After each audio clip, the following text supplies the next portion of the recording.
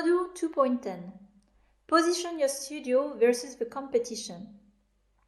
So in this particular module, I'm addressing here the topic of, as you remember, I presented how the market is very competitive, very complex, and the rate of success is very low.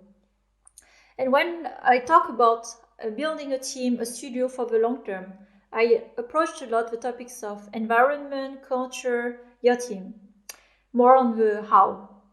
However, there's an important topic as well as you design your studio of how you position your studio versus the competition. So more on the what.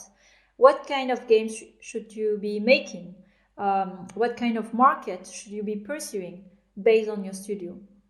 And I want to share here a framework that I've been using to maybe eliminate more the risky tracks that we can have as a studio, especially when you start to build your stability, your financial stability as a studio. So I have used very often this framework in the studio building, and it's also used in, I think it was a lean startup also, or good to great, the hedgehog concept as it's called. So you have 3 areas where you ask yourself very important question in the formation of your studio. So first, what as a studio are you deeply passionate about? Basically, what is driving you as a team? It could be related to a mission, your passion, the things you are interested in. But what is your team passionate about? Second, what can you be the best in the world at? So this touches the skills, the competencies, and how your skills, your composition of the team, basically what makes you you, will make you stand out in the market versus the competition. Do you have a special tech? Do you have special skills, special composition, or somebody who has a specific knowledge that will make it a competitive advantage versus other studios? And at last, what drives your economic engine? So basically, what is the business case? Do you have in this segment or on this game, on this product, a good business case?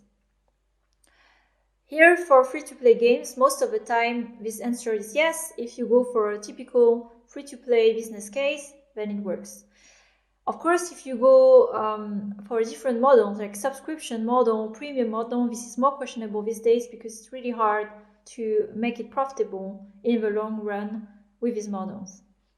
But with a free-to-play model, you can go more granular. Do you have a business case here with your game?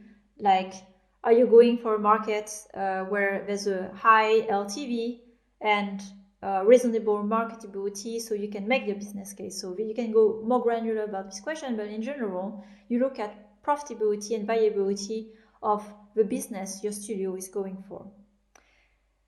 And the goal here of this exercise is you have to clarify for your studio where do you stand. And in the overlap of these 3 areas is where you should focus. Where you should focus as a studio, and explain also to the team in the context and transparency why you have to really narrow your focus toward this. And I want to share here some tools that have been very helpful and useful when it comes to defining what type of games you should be making, for which phase or even market you should pursue. And it's a very simplified business plan. We call it a business canvas model, where you write down in all these boxes what is, for example, your audience. What are the needs that are met on the market? What is the value you're bringing, basically? What is the value proposition? Why you as a team are bringing a better or the best solution for this particular problem?